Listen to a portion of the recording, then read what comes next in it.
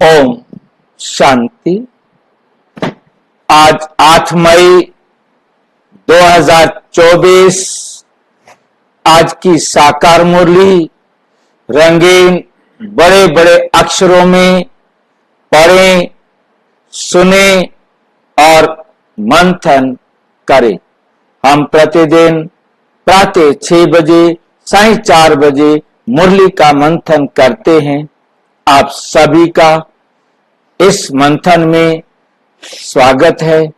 आप साथी बने, सहयोगी बने और सेवा में भी हम अनेक आत्माओं का कल्याण कर सकते हैं, क्योंकि आपके द्वारा कोई भी बात पूछी गई या बताई गई हमें सच्चाई तक पहुंचाने में सहयोगी बनती है।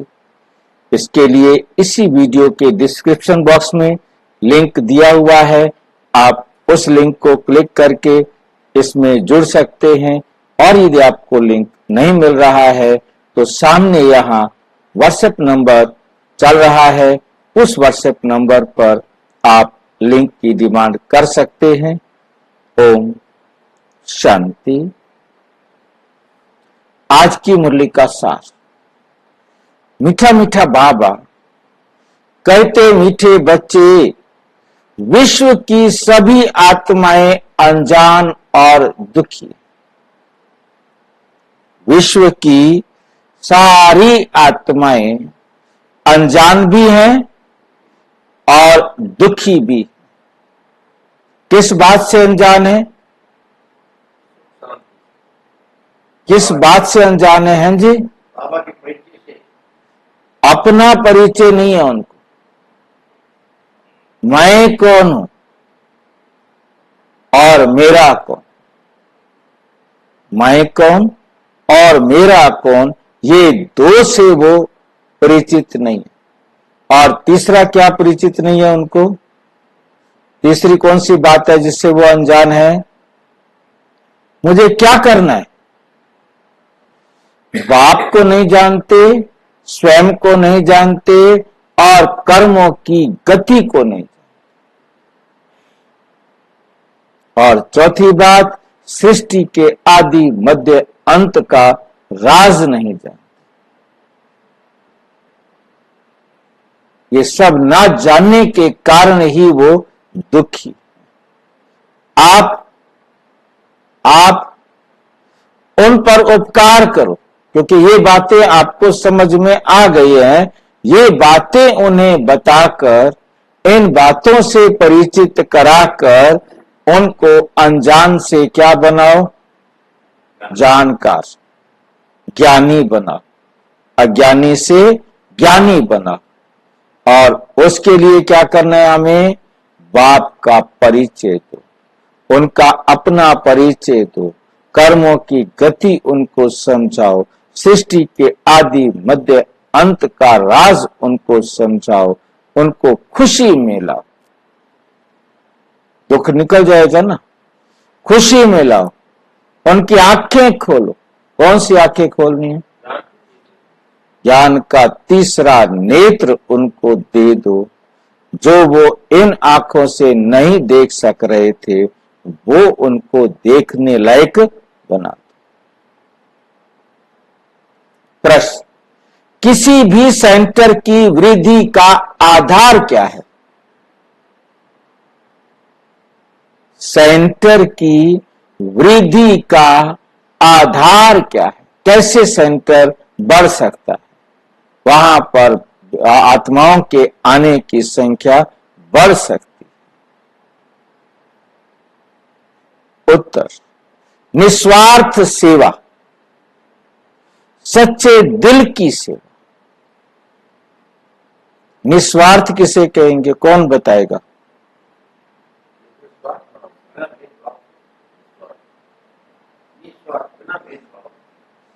बिना भेदभाव के। और कौन बताएगा निस्वार्थ का अर्थ?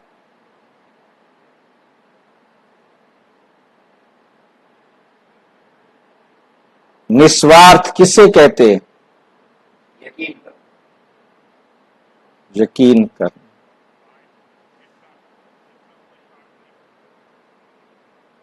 हेलो, आवाज आ रही है मेरी? बाप का परिचय, हाँ जी, बाप का परिचय देना ही निस्वार्थ है। बाप का परिचय देना निस्वार्थ है। और तो स्वार्थ निस्वार्थ वैसे तो होती नहीं भाई जी। हाँ जी, किसी को हमारे निस्वार्थ वैसे तो होती नहीं। निस्वार्थ होती नहीं। बाबा वाली कोई निस्वार्थ की काउंट में आता है, बाकी तो निस्वार्थ बनती है। सिर्फ रास्ता बताना ये निस्वार्थ में आएगा। जैसे बाबा रास्ता बताता है, कोई रास्ता बताना।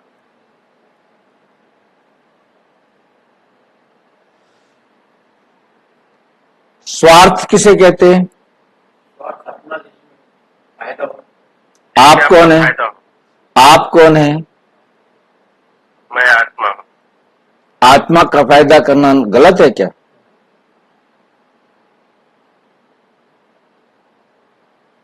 आत्मा का फायदा करना गलत है क्या? नहीं, कोई फायदा करना है। हाँ जी, सारे आत्मा का फायदा करो ना, स्वार्थी बनो ना। परंतु सारे किसका फायदा कर रहे हैं? देह अर्थ का। बाबा भी उसी प्रकार से बोल रहे हैं, क्योंकि बाबा को मजबूरी है वो बोलने की। एक्चुअल में स्वार्थ का सही अर्थ है आत्मा के लिए करना, स्व के लिए करना। आप स्व के लिए, आत्मा के लिए जो कुछ भी करो वो उसमें आपका भी कल्याण है तो सबका भी आत्मा समझ कर करना है ना। बाबा की श्रीमत पर आत्मा समझ कर आत्मा के लिए सारे करें, सारे स्वार्थी बने, बहुत अच्छी बात है। परंतु जो दुनिया वाले अर्थ समझते हैं, सारे करते देह अर्थ हैं, कहते स्वार्थी हैं। जो कुछ भी पैसे कमा के ला रहे हैं, प्यार कर रहे हैं, जो कुछ भी कर रहे हैं वो देह के लिए कर रहे हैं, देह के संबंधियों के लिए कर रहे हैं और उसको अपना समझे बैठे हैं। ये मिस्टेक जो है वो मिस्टेक बाबा भी यहां उसी मिस्टेक के साथ बोल रहे हैं, क्योंकि ये दुनिया वाले समझ नहीं पाएंगे यदि बाबा सही अर्थ उनको समझाए तो। निस्वार्थ, जिसमें हमारा इस सांसारिक रूप से अपना लालच ना हो। क्योंकि मुझे याद है कि मैंने बहुत कोशिश की ऐसे हलवाई पकड़े जाएं जो ज्ञान सुन ले। मेरे को बहुत रहता था कि भी है ना ब्रह्मा भोजन बनाने वाला कोई ना कोई बन जाए, तो एक भी हलवाई नहीं बना, क्योंकि मेरा स्वार्थ था उनके ऊपर टाइम लगाऊं, वो मेरे ब्रह्मा भोजन बनाने के लिए बन जाए। तो इसलिए कभी भी मतलब कोई स्वार्थ लेकर कि बहुत अमीर है, ये वो है, ये वो है या वो है, उसकी विशेष जो है ना चापलूसी करना या विशेष उसके ऊपर टाइम देना, इस प्रकार का कोई स्वार्थ नहीं होना चाहिए। दिल की सेवा हो, जो आया है, जो सुनना चाहता है, जो अधिकारी बनना चाहता है, उसकी सेवा कर, बस। किसी प्रकार का लालच रखकर, स्वार्थ रखकर सेवा नहीं हो।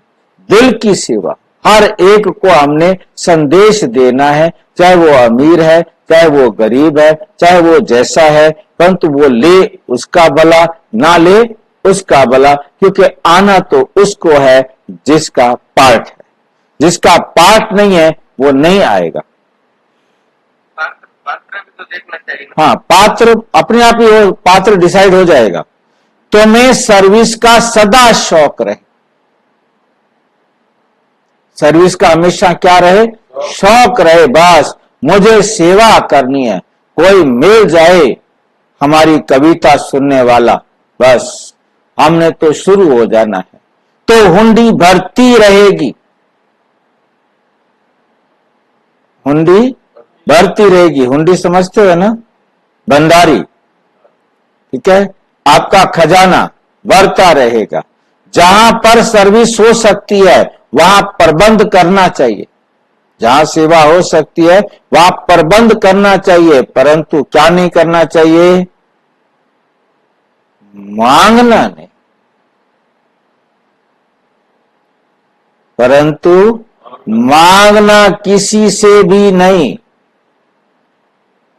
मांगने से मरना भला, कभी किसी से मांगना नहीं। आप पे ही सब कुछ आएगा। जिसने अपना सफल करना होगा वो आप पे ही करेगा। तुम बाहर वालों की तरह चंदा इकट्ठा नहीं कर सकते। पर्ची कटवाओ, नहीं कटवा सकते। मांगने से सेंटर जोर नहीं भरेगा। इसलिए बिगर मांगे सेंटर को जमाओ। बिगर मांगे सेंटर को जमाओ।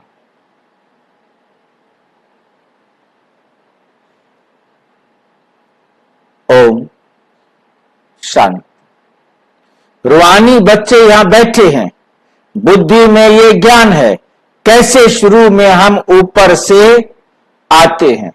जैसे विष्णु अवतरण का एक खेल दिखाते हैं, विमान पर बैठकर फिर नीचे आते हैं। अब तुम बच्चे समझते हो अवतार आदि जो कुछ दिखलाते हैं वे सब रॉन्ग। अवतार आदि जो कुछ भी दिखलाते हैं वे सब क्या है? रॉन्ग। अभी तुम समझते हो हम आत्माएं असल में कहां के रहने वाले हैं?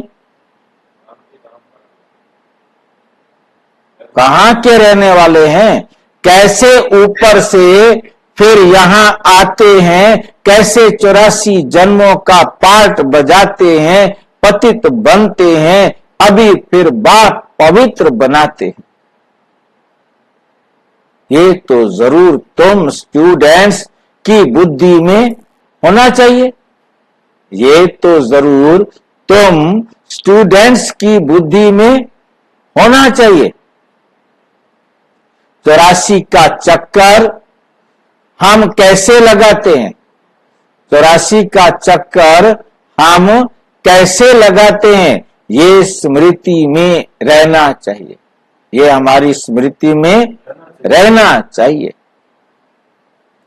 बाप ही समझाते हैं तुम कैसे 84 जन्म लेते हो। तुम कैसे 84 जन्म लेते हो? कल्प की आयु को लंबा चौड़ा टाइम देने कारण इतनी सहज बात भी मनुष्य समझते न, क्योंकि उन्होंने इतना लंबा चौड़ा 4,32,000 साल का कलयुग, 8,64,000 साल का द्वापर युग, 17,28,000 साल का त्रेता युग, 34,56,000 साल का सतयुग। इतना लंबा।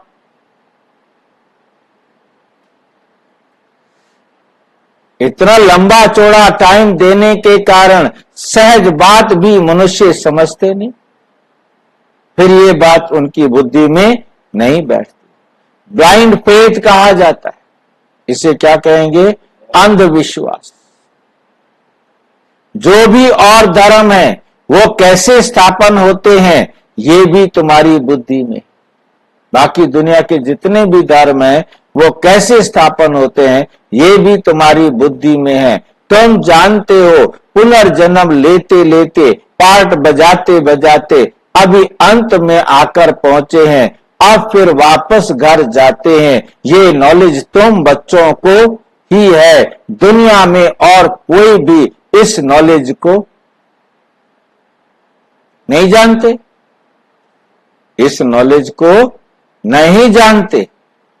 कहते भी हैं 5,000 वर्ष पहले पैराडाइज था। 5,000 साल पहले क्या था? पैराडाइज था, स्वर्ग था। परंतु वे क्या था? स्वर्ग में क्या होता था अब किसी को पता ही नहीं। अब उन्होंने अपने गपोड़े लिख दिए। स्वर्ग में ये होता था, ये होता था। और स्वर्ग भी समझते ऊपर है। स्वर्ग इस धरती पर नहीं समझते। स्वर्ग समझते हैं वो ऊपर है। मतलब वास्तव में बात क्या है? श्रेष्ठ है। आज की अवस्था से स्वर्ग की अवस्था ऊंची होती है, ठीक है कि नहीं, परंतु उन्होंने ऊपर कर दिया उसको, इसलिए देलवाड़ा मंदिर में भी ऊपर बना दिया छत में, ठीक है कि नहीं। और कुरान क्या कहती है, जो ये जिहादी जो मुसलमान भाइयों कहते हैं, वहां पर पुरुषों को जो खुदा के नाम पर कुर्बान होके जाता है उनको वहां 72 हुरे मिलती है। अब उस मत हुरे होनी चाहिए, क्योंकि जैसी दृष्टि वैसी वृत्ति, उसी प्रकार का उन्होंने अपने ग्रंथों में लिख दिया। तो मतलब वहां पर यहां पर मरने को तैयार हो जाते हैं, और उनको ऐसा जैसे हमारी गीता में कह दिया कि युद्ध में भी तुम मरे तो कहां जाएंगे, स्वर्ग में जाएंगे। यही बात उन्होंने कुरान में कह दी, उन्होंने अपने तरीके से स्वर्ग का वर्णन कर दिया। अब वो गपोड़े सुना के मौलवियों ने बेड़ा गर्क कर दिया, उनको युद्ध के लिए क्या कर देते हैं, यह धर्म युद्ध जिहाद, बस वो कुछ भी करने को तैयार हैं, क्योंकि यहां तो कुछ मिलना नहीं है, वहां तो हमें 72 हुरें मिल जाएगी, सुरा भी मिल जाएगी, शराब भी मिल जाएगी, सब कुछ मिल जाएगी, फ्री मिलेगी, कोई चिंता नहीं, कोई लोग ऐसा वर्णन करते हैं। ऐसा यहां पर हम देख रहे हैं, पर पहले पैराडाइज था, परंतु क्या था, करेंगे हम देंगे दुख और वहां मिलेगा सुख। हम किसी का मर्डर करके वहां सुख ले सकते हैं, चाहे हम अपनी गीता के हिसाब से, दुनिया वाली गीता के हिसाब से देखें, चाहे उनके कुरान के हिसाब से देखें, या दूसरे धर्म के द्वारा वर्णन स्वर्ग के हिसाब से देखें, सब ने स्वर्ग के लिए बहुत सुंदर दृश्य का वर्णन किया है।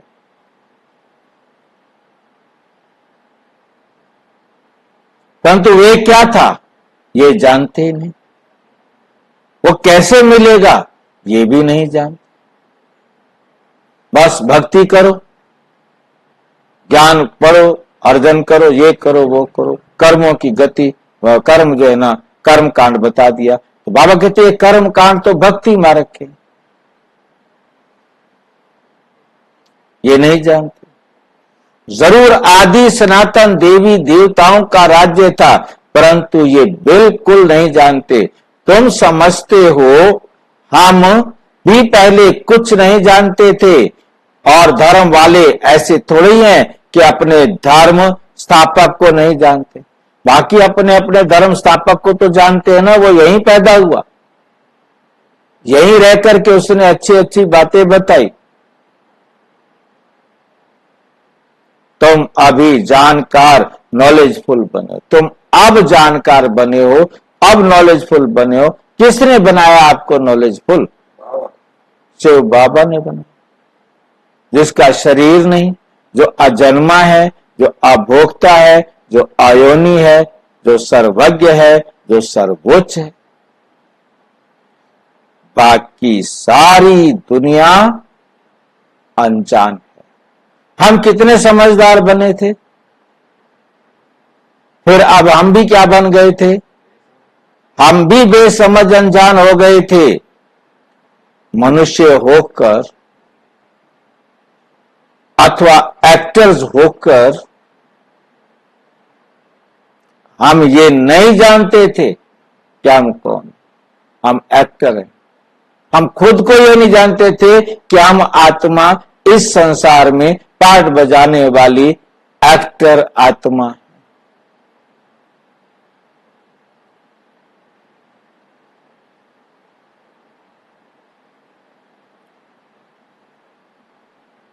नॉलेज का प्रभाव देखो कैसा है, नॉलेज का प्रभाव देखो कैसा है, ये तुम ही जानते हो। तो बच्चों को अंदर में कितना गदगद होना चाहिए, कितना गदगद होना चाहिए। जब धारणा हो तब ही अंदर में खुशी आए। तुम जानते हो हम शुरू में कैसे आए, फिर कैसे शूद्र कुल से ब्राह्मण कुल में ट्रांसफर हुए, शूद्र कुल से ब्राह्मण कुल में ट्रांसफर हुए। ये सृष्टि का चक्र कैसे फिरता है, सो तुम्हारे सिवाय दुनिया में कोई भी जानता नहीं, कोई भी जानता नहीं है। अंदर में ये ज्ञान डांस होना चाहिए। बाबा हमको कितनी वंडरफुल नॉलेज देते हैं, जिस नॉलेज से हम अपना वर्षा पाते हैं। लिखा हुआ भी है, इस राजयोग से मैं तुमको राजाओं का राजा बनाता हूं, परंतु कुछ समझ में नहीं आता था। अभी बुद्धि में सारा राज आ गया है। हम शूद्र से अब सो ब्राह्मण बनते हैं। अब हम शूद्र से क्या बनते हैं? ब्राह्मण बनते हैं। ये मंत्र भी बुद्धि में है। मंत्र माना सलाह। किसने दिया सलाह? शिव बाबा। ये मंत्र भी बुद्धि में है कि हम सो ब्राह्मण फिर देवता बनेंगे, फिर हम उतरते उतरते नीचे आते हैं, कितना पुनर्जन्म लेते हैं, कैसे चक्र लगाते हैं। ये नॉलेज बुद्धि में रहने कारण खुशी में भी रहना चाहिए। खुशी रहनी चाहिए ना, ज्ञान बुद्धि में है। औरों को भी ये नॉलेज कैसे मिले? कितने ख्यालात चलते रहते हैं, कैसे सबको बाप का परिचय दें।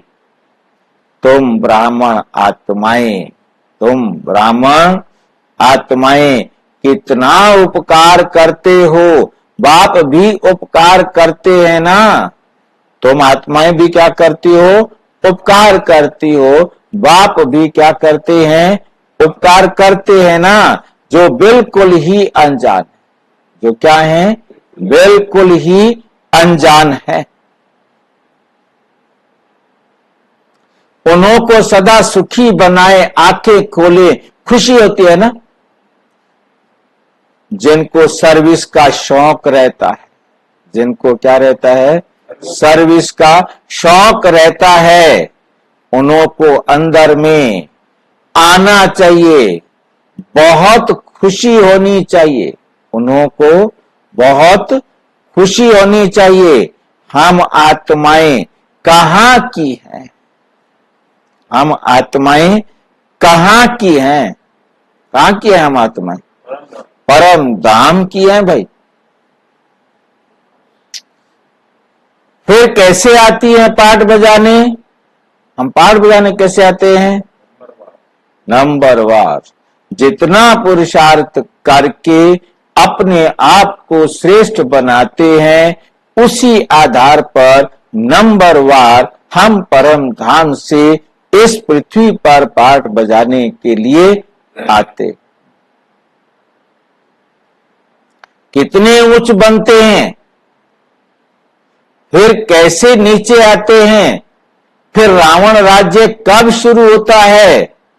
ये अभी बुद्धि में आया, ये अभी बुद्धि में आया। भक्ति और ज्ञान में रात दिन का फर्क है। भक्ति और ज्ञान में रात दिन का फर्क है। शुरू से भक्ति किसने की है? सबसे पहले किसने भक्ति शुरू की? तुम कहेंगे पहले पहले हम आए तो बहुत सुख देखा, फिर हम भक्ति करने लगे। पूज्य और पुजारी में कितना रात दिन का फर्क है। तुम्हारे पास अभी कितना ज्ञान है। खुशी होनी चाहिए ना। कैसे हमने 84 का चक्कर लगाया? कहां 84 जन्म और कहां 84 लाख। इतनी छोटी सी बात भी किसके ध्यान में नहीं आती है। लाखों वर्ष की भेंट में तो ये 1-2 रोज के बराबर हो जाता। 5,000 साल कुछ भी नहीं है। कहा 4,32,000, 8,64,000, 17,28,000, 34,56,000। सबको जोड़ो तो एक कल्प कितना बड़ा हो जाए। और उसके बाद उसमें सिर्फ 5,000 साल। उसके बाद ये लिख करके उसी जंतरी में, जो मार्केट में जंतरी मिलती है, उस जंतरी में ये भी लिख दिया, और उसी जंतरी में फिर लिख दिया कलयुग अभी 40,000 साल पड़ा। और जंत्रियां कितनी बन गई, हर साल लिखा रहता है अभी कलयुग 40,000 साल पड़ा। एक साल कम ही नहीं होता, 4,000 साल पड़ा, नहीं 40,000 साल पड़ा। और हम 8 चक्कर लगा के आ जाएंगे तो भी जंतरी में क्या लिखा रहेगा, हर 5,000 साल बाद जंतरी तो वही बनेगी, उसमें वही लिखा रहेगा 40,000 साल पड़ा।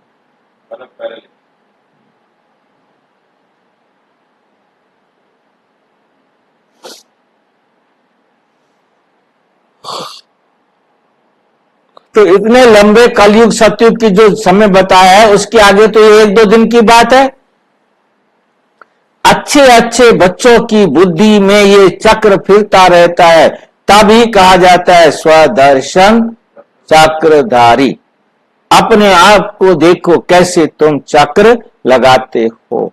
सतयुग में ये नॉलेज, सतयुग में ये नॉलेज होती नहीं। स्वर्ग का कितना गायन है, वहां सिर्फ भारत ही था, जो था वही फिर बनना है, जो था वही फिर बनना ही है। बाहर से तो देखने में कुछ नहीं आता, साक्षात्कार होता है। तुम जानते हो ये पुरानी दुनिया अब खत्म होनी है, फिर नंबरवार हम नई दुनिया में आएंगे। आत्माएं कैसे आती हैं पार्ट बजाने, वे भी तुम समझ गए हो। आत्माएं ऐसे कोई ऊपर से उतरती नहीं है जैसे नाटक में दिखाते हैं। आत्मा को तो इन आंखों से कोई भी देख ना सके।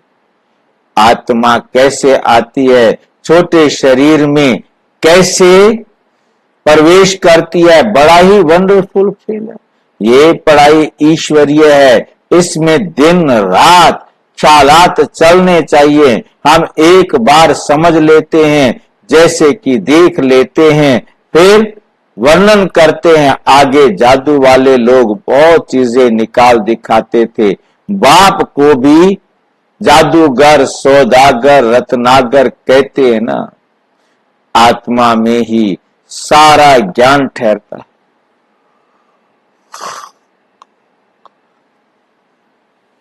आत्मा ही ज्ञान सागर है। बल कहते हैं परमात्मा ज्ञान का सागर है, परंतु वे कौन है जो ज्ञान का सागर है, कैसे वे जादूगर है, ये किसी को भी पता। आगे तुम भी नहीं जब समझते थे, अभी बाप आकर देवता बनाते हैं। अंदर में कितनी खुशी होनी चाहिए। एक बाप ही नॉलेजफुल है, हमको पढ़ाते भी हैं।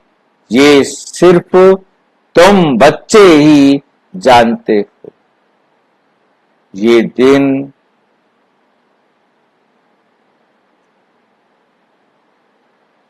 रात अंदर में सिमरण चलना चाहिए।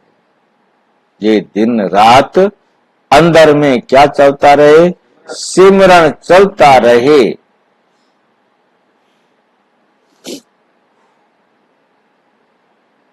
ये बेहद के नाटक का ज्ञान सिर्फ एक बाप ही सुना सकते।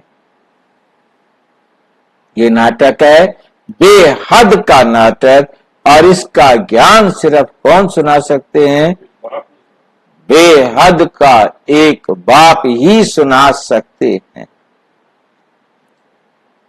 और कोई सुना ना सके, और कोई सुना ना सके। बाबा ने देखा थोड़ी ही है, परंतु उनमें सारी नॉलेज है।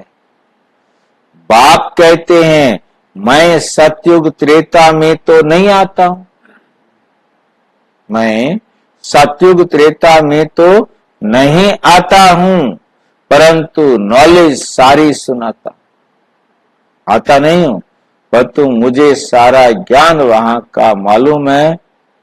नॉलेज सारी सुनाता। वंडर लगता है ना, जिसने कभी पार्टी नहीं बजाया, सतयुग त्रेता द्वापुर कलयुग चारों युगों में जिसने पार्टी नहीं बजाया,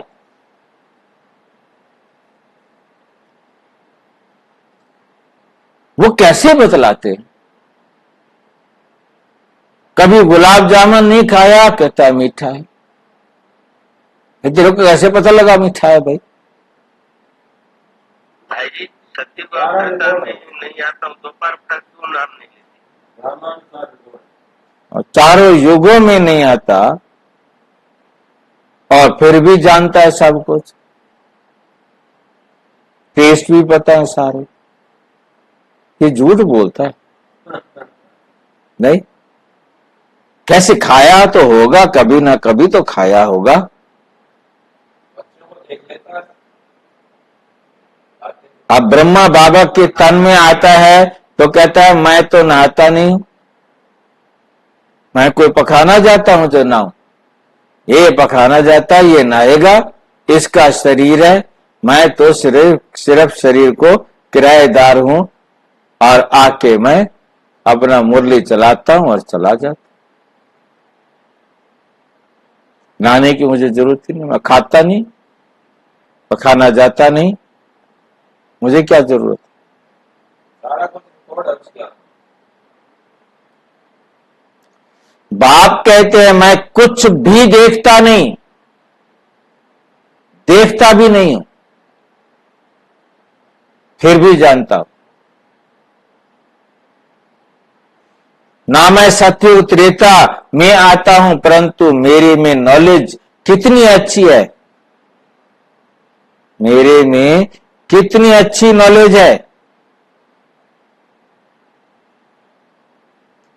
जो मैं एक ही बार आकर तुमको सुनाता हूं।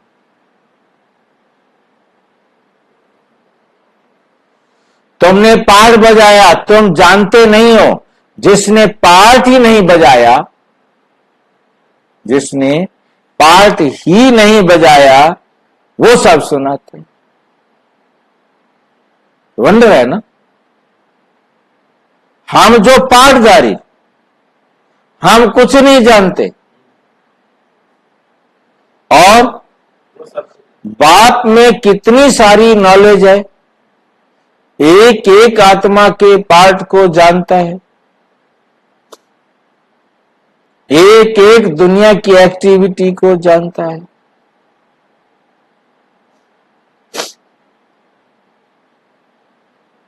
अपनी शक्ति और गुणों को क्या नहीं करता।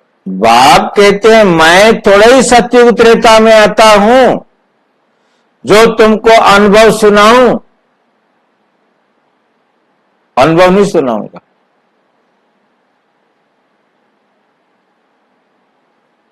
जामानुसार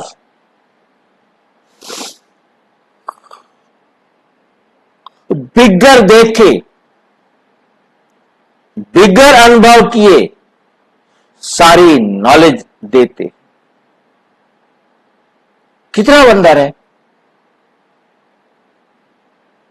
मैं पाठ बजाने आता ही नहीं, और तुमको सारा पाठ समझाता हूं, इसलिए मुझे नॉलेज फुल कहते,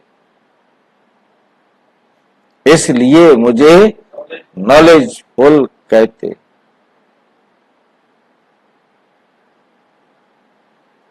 अभी कोई पूछ रहा था कि ये बाबा जब आता नहीं कैसे बताता है, खाता कैसे है, कैसे टेस्ट का पता लगता है, मीठा है खट्टा है कैसे पता लगता है। इसलिए मुझे नॉलेजफुल कहते हैं। तो बाप कहते हैं अब मीठे मीठे बच्चों अपनी उन्नति करनी है तो अपने को आत्मा समझो, अपने को आत्मा समझो। ये है खेल। तुम फिर भी ऐसे ही खेल करेंगे, देवी देवता बनेंगे, फिर भी तुम ऐसे ही खेल करेंगे और देवी देवता बनेंगे। फिर अंत में चक्कर लगाए मनुष्य बनेंगे। वंदर खाना चाहिए ना। बाबा में ये नॉलेज कहां से आई? अभी हमारा दिमाग खराब कर रहे हैं, हमारे से पूछ रहा है क्या कर रहा, क्या चाहता है बाबा। अब क्वेश्चन पूछ रहा है, ये नॉलेज बाबा में कहां से आई? उनका तो कोई गुरु भी नहीं।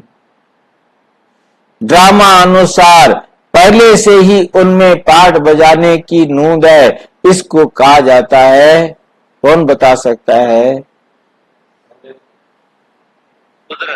कुदरत।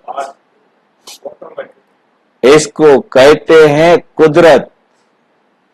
ये कुदरत क्या बोला है? हाँ, ऑटोमेटिक। ये ड्रामा ऑटोमेटिक।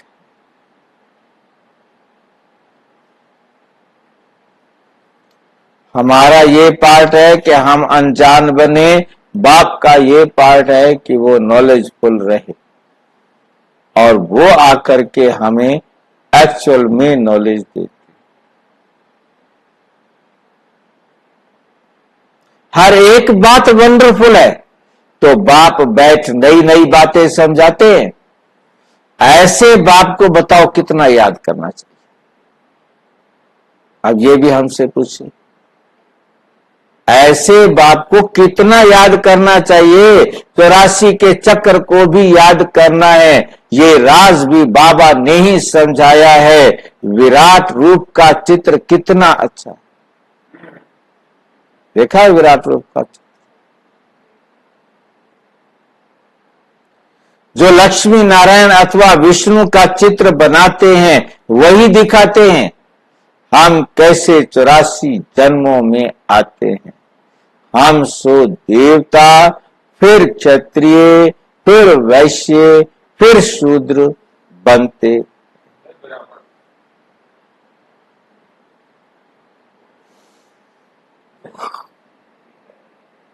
ये सिमरण करने में क्या कोई तकलीफ है? बता दो। आसान कर देगा बाबा, बता दो। कोई तकलीफ है ये याद करना? क्या हम ही देवता थे, क्षत्रिय बने, वैश्य बने, शूद्र बने, फिर हम ब्राह्मण सो देवता बनेंगे। बाप है नॉलेजफुल, कोई से पढ़ा थोड़ा ही है, ना शास्त्र आदि ही पढ़ा है। बिगर कुछ भी पढ़े, बिगर कुछ भी पढ़े, बिगर गुरु, बिना गुरु किए, बिना किसी के पढ़े कैसे हो गया?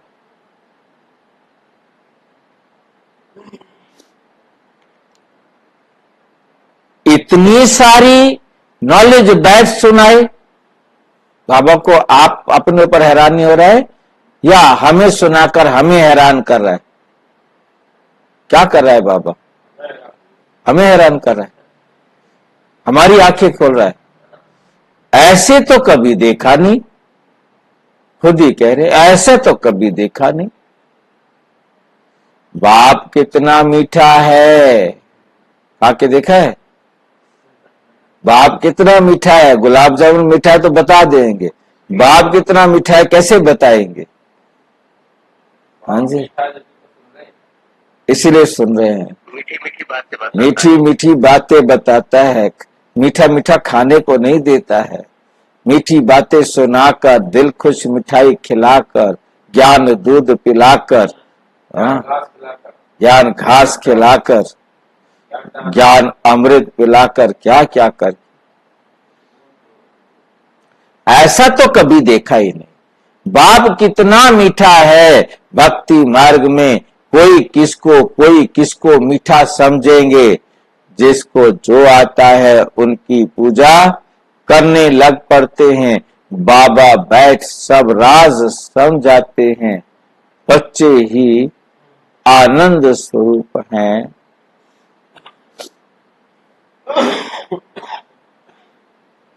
फिर आत्मा ही दुख रूपी छींची बन जाती, आत्मा आनंद स्वरूप, फिर आत्मा ही दुख रूपी छींची बन जाती है। भक्ति मार्ग में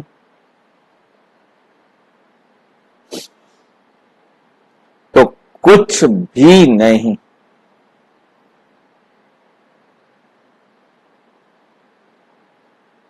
जानते थे मेरी जितनी महिमा करते हैं, परंतु जानते कुछ भी नहीं। ये भी कितना वंडरफुल खेल है। ये सारा खेल बाबा ने समझाया है। इतने चित्र सीढ़ी आदि के कभी देखे भी नहीं थे, इतने सारे चित्र अब देखते हैं, सुनते हैं तो कहते भी ये हैं ज्ञान तो यथार्थ है। किसी को ज्ञान सुनाओ, ज्ञान तो एक्यूरेट है, परंतु ये काम महाशत्रु है, इस पर जीत पानी है तो ये सुनकर ढीले पड़ जाते।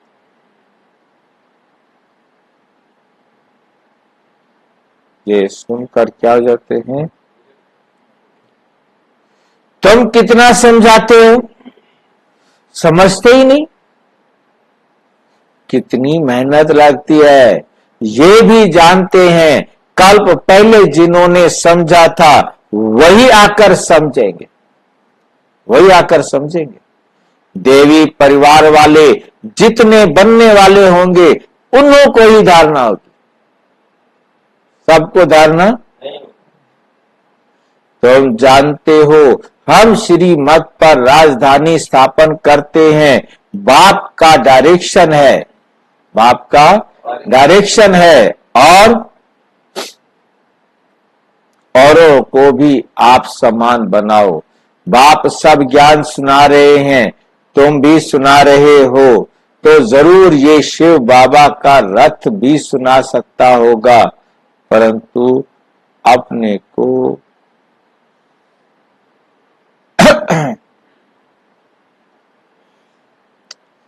परंतु अपने को गुप्त कर देते। कौन गुप्त करता है अपने आप को? शिव बाबा। तुम शिव बाबा को ही याद करते हो। इनकी हाँ, शिव बाबा का रथ भी सुना सकता है। इससे पहले से पढ़ना भाई जी, एक मिनट। बाप सब ज्ञान सुना रहे हैं, तुम भी सुना रहे हो। जानते हो हम श्री मत पर राजधानी स्थापन करते हैं, बाबा की श्री मत पर राजधानी स्थापन करते हैं। बाप का डायरेक्शन है और समझेंगे, दूसरे भी समझेंगे।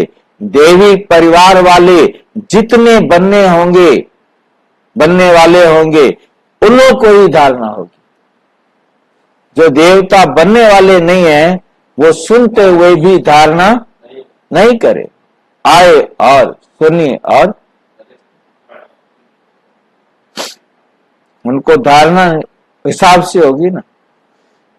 तुम जानते हो हम श्रीमत पर राजधानी स्थापन करते हैं। बाप का डायरेक्शन है, औरों को भी आप समान बनाओ। बाप सब ज्ञान सुना रहे हैं, तुम भी सुना रहे हो, तो जरूर ये शिव बाबा का रथ भी सुना सकता हो,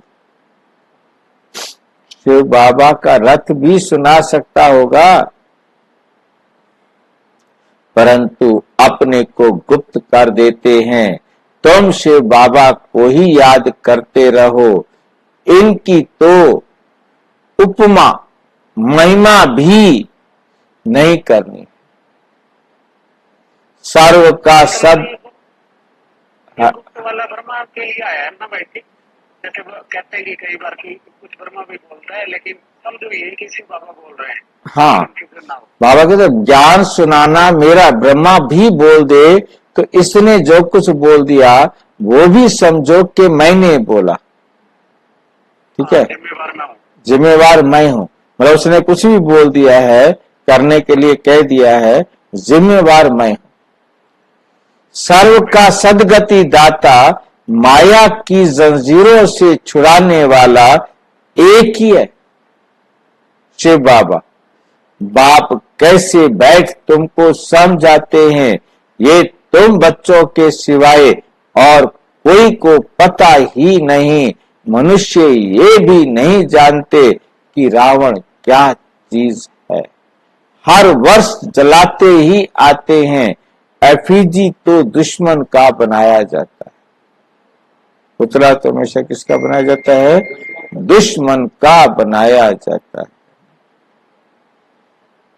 तुमको अभी पता पड़ा है कि रावण भारत का सबसे बड़ा दुश्मन, रावण भारत का सबसे बड़ा दुश्मन है, जिसने भारत को कितने दुखी कंगाल बनाया।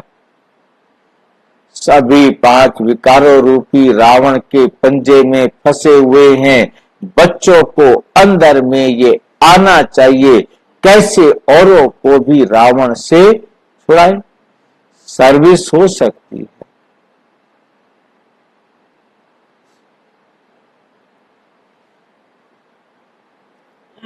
तो प्रबंध करना चाहिए। कहीं भी सेवा हो सकती है, किसी कॉलोनी में, किसी गांव में, किसी शहर में, और प्रबंध करना चाहिए। सच्चे दिल से, निस्वार्थ भाव से बाबा सेवा करना।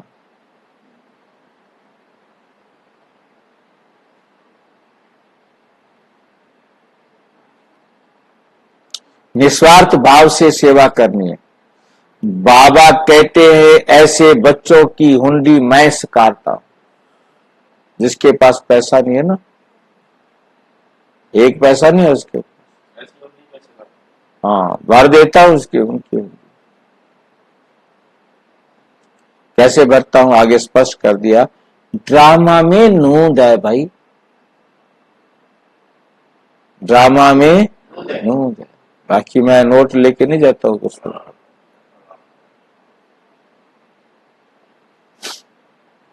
ड्रामा में नूंद है, सर्विस का अच्छा चांस है, तो इसमें पूछने का भी नहीं रहता बाबा सेवा करने जाऊं। इसमें पूछने का भी नहीं रहता। बाप ने कह दिया है सर्विस करते रहो, मांगो कोई से भी नहीं। मांगने से मरना भला, आपे ही तुम्हारे पास आ जाएगा।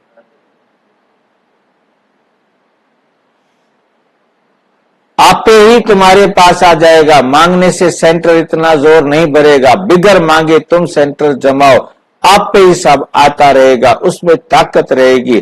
जैसे बाहर वाले चंदा चीरा इकट्ठा करते हैं, ऐसे तुमको नहीं।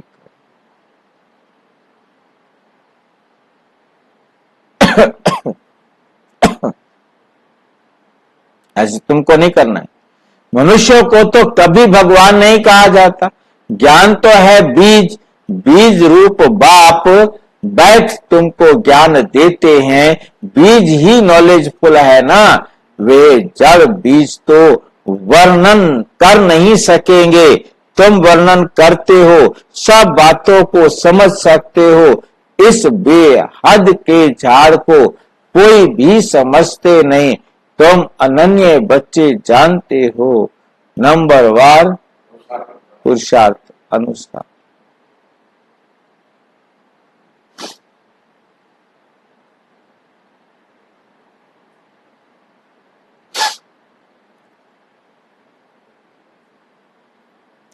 बाप समझाते हैं माया भी प्रबल है, कुछ सहन भी करना पड़ता है। कितने कड़े कड़े विकार हैं, अच्छे अच्छे सर्विस करने वालों को चलते चलते ऐसे माया की चमाट लग जाती है, कहते हैं हम तो गिर गया,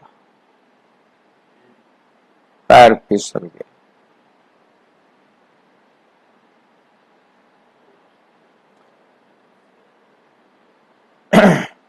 सीढ़ी ऊपर चढ़ते चढ़ते नीचे गिर पड़ते हैं तो सारी की कमाई चट हो जाती है। दंड तो जरूर मिलना चाहिए। बाप से प्रतिज्ञा करते हैं, खून से भी लिख कर देते हैं, बाप से प्रतिज्ञा भी करते हैं और खून से लिख करके भी देते हैं।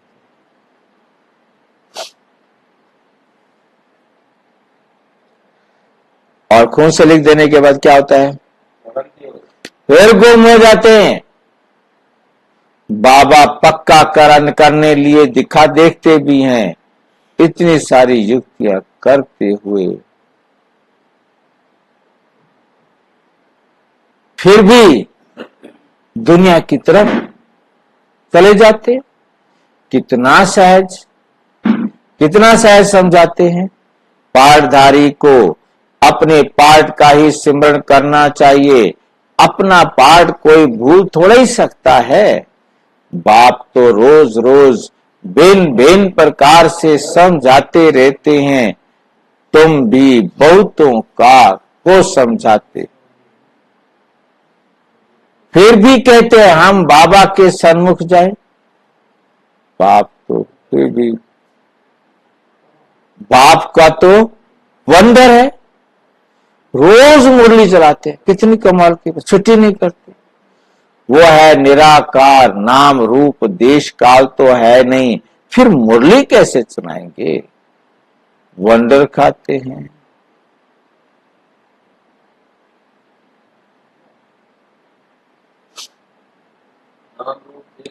फिर पक्के होकर आते हैं।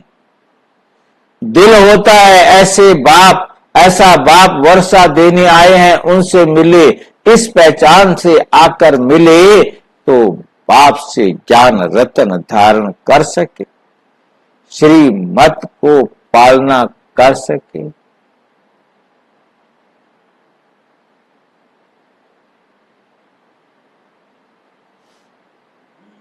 अच्छा, मीठे मीठे सिक्की लदे बच्चों प्रति माता पिता बाप दादा का याद प्यार और गुड मॉर्निंग।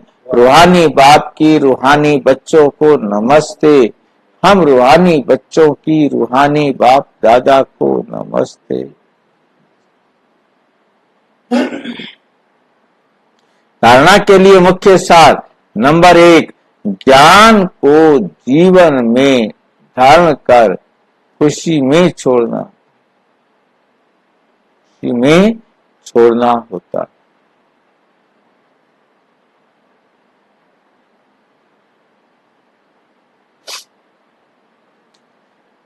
वंडरफुल ज्ञान और ज्ञानदाता का सिमरण कर ज्ञान डांस करनी है। डांस भी करवाता है। अपने पार्ट का ही सिमरण करना है, दूसरों के पार्ट का नहीं। देखना, माया बड़ी प्रबल है, इसलिए खबरदार रहना है।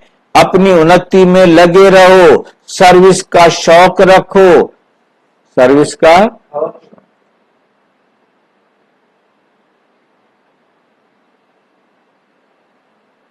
वरदान, अच्छाई पर प्रभावित होने की बजाय उसे स्वयं में उस अच्छाई को स्वयं में धारण करने वाले परमात्म स्नेही भव।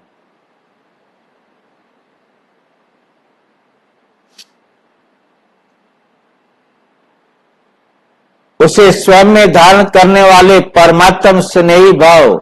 अगर परमात्म स्नेही बनना है तो बॉडी कॉन्शियस की रुकावटों को चेक करो। कोई बच्चे कहते हैं ये बहुत अच्छा है, ये बहुत अच्छी है, इसलिए थोड़ा रहम आता है।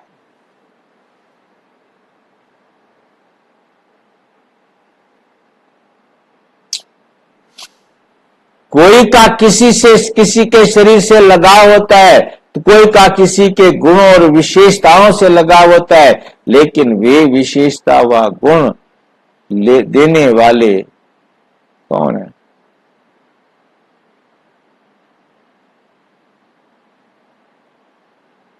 कोई अच्छा है तो अच्छाई को धारण भले करो, लेकिन अच्छाई में परिवर्तन कितना परिवर्तन प्रभावित नहीं हो रहे हैं।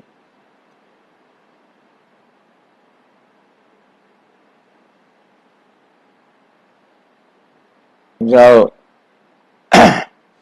न्यारे और बाप के प्यारे बनो, ऐसे प्यारे अर्थात परमात्म स्नेही बच्चे सदा सेफ रहते। स्लोगन है, साइलेंस की शक्ति इमर्ज करो तो सेवा की गति फास्ट हो जाएगी।